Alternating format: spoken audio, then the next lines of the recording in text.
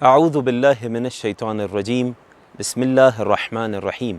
ماہ مبارک رمضان کی عظمت اور فضیلت، اس کا اندازہ اس بات سے لگایا جا سکتا ہے کہ تمام کے تمام مہینوں میں افضل ترین مہینہ ماہ مبارک رمضان کو قرار دیا گیا۔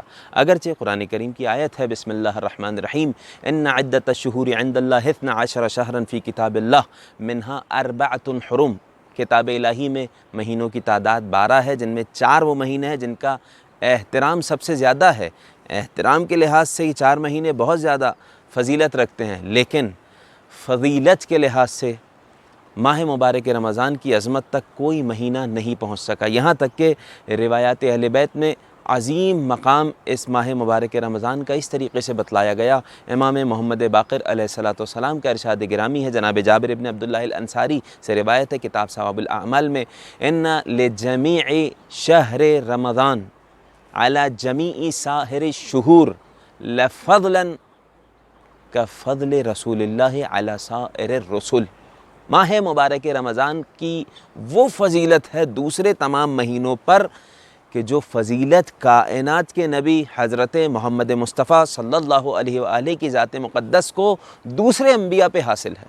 یعنی جس طرح نبی کریم دوسرے انبیاء سے افضل ترین نبی ہیں، اس طریقے سے ماہ مبارک رمضان دوسرے تمام مہینوں سے افضل ترین مہینہ ہے۔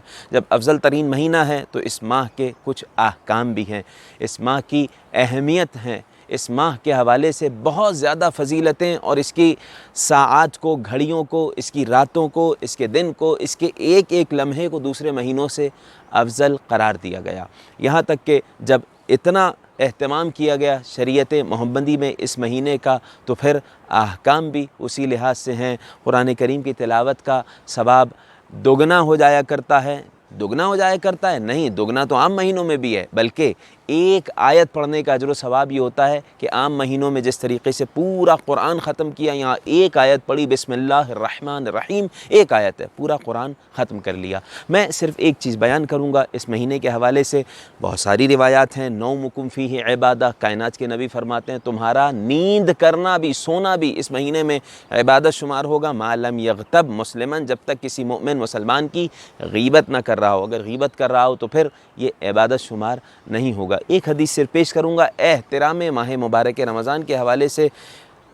کائنات کے نبی حضرت محمد مصطفیٰ صلی اللہ علیہ وآلہ کا ارشاد گرامی ہے، ما من عبد یصبح صائما فیشتم، کوئی بھی شخص صبح اس حال میں کرے کہ وہ روزے سے ہو، لیکن وہ تو روزے سے ہے، دوسرا سامنے آنے والا شخص اسے گالی دے، فیشتم، گالی دے، یہ کیا کرے؟ یہ بھی گالی دے، جواب میں گالی دے، غصہ کرے؟ نہیں، یہ کہے ماہ مبارک رمضان ہے، میں روزے سے ہوں۔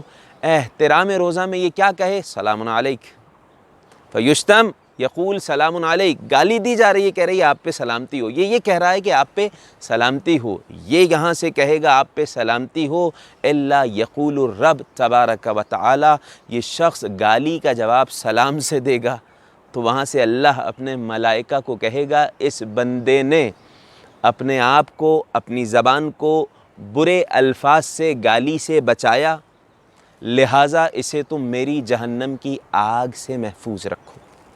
پروردگار اسی وقت یہ وعدہ کرے گا کہ اسے جہنم کی آگ سے محفوظ رکھو، وَأَدْخِلُوهُ جنتی، اسے جنت میں داخل کر دو، اس نے میرے مہینے کا احترام کیا، اس نے روزے کا احترام کیا۔